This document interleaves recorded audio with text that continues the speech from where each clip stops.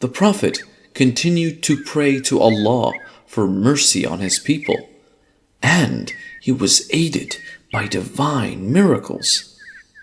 Some Quranic commentators said that the Prophet brought 4 people back from the dead. When the Jews saw this, they said, "You only resurrect those who have died recently. Perhaps they only fainted." They asked him to bring back to life Sam bin Nuh. When he asked them to show his grave, the people accompanied him there. Isa alayhi salam invoked Allah the Exalted to bring him back to life. And behold, Sam ibn Nuh came out from the grave. One day, Prophet Isa asked his supporters to fast for 30 days. His followers agreed, and they started fasting. Upon completion of the 30-day fasting period, the followers went along with Isa alayhi salam to the desert. It was normal for thousands of people to follow the Prophet wherever he went. Many of the followers were sick people who hoped to be cured by the Prophet. A group of people who were against the teachings of the Prophet also followed him wherever he went. They followed him so that they can mock at the Prophet and belittle him at every opportunity they got. After the 30-day fasting period, the disbelievers asked the Prophet if they could have a spread of food from the sky. They asked for this as confirmation that God had accepted their fast. They wanted to eat something special on the day they broke their fast.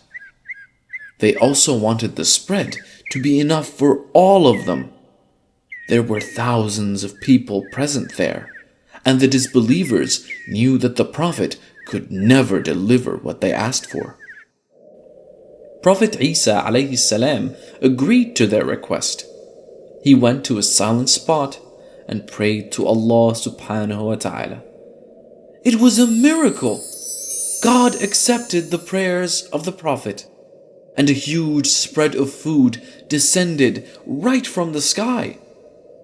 There was one cloud below the spread and one cloud above it, and it was surrounded by angels.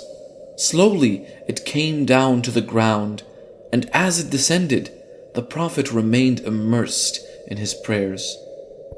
The spread of food landed near the Prophet. There was white cloth covering the spread. The Prophet took this off, saying, "In the name of Allah, the best sustainer." When the cloth covering the spread was taken off, the people gathered around and looked in wonder. There were 7 big fish, 7 loaves of bread, vinegar, salt, honey, and many other fruits as well. The spread had a wonderful smell. The people never really smelled anything so wonderful before. The Prophet then asked the disbelievers to eat from the spread, but they replied, "We will not eat from it until we see you eating from the spread." "You are the ones who asked for it," the Prophet asked them. "Then you should eat the food first." But the disbelievers still refused. The Prophet then asked the poor, sick, handicapped, and the blind to eat from the spread. There were more than 1,000 of them, and all of them ate from the spread. Then another miracle took place. All the sick people who ate from the spread got cured. Same was the case with the handicapped, the blind, and all the others. It was a miracle. The disbelievers were now sad because they had refused to eat from the spread when they were invited first. The news of the feast traveled fast, and it reached the city. Thousands of people traveled to witness this divine feast. The number of people who wanted to take part in this feast had now become so huge. The Prophet then asked them to take turns to have this feast. Days passed. Each person, from the very first to the very last, ate until they were full. It is said that almost 7,000 people ate from the feast each day. After 40 days, God asked the Prophet to allow only the poor to eat from the feast and not the rich. The Prophet warned the people to be honest and asked the rich to stay away from the feast.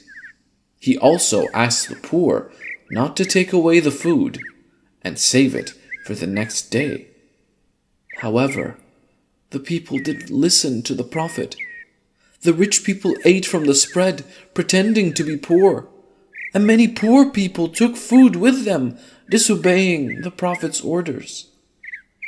As a result, the spread of food was lifted back into the sky where it came from.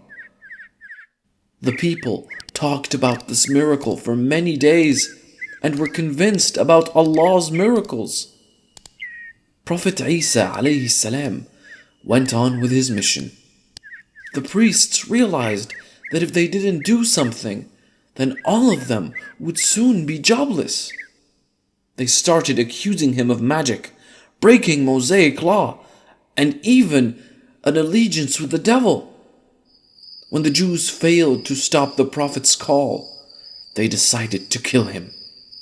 The chief priests held secret meetings to agree on the best way of getting rid of the Prophet.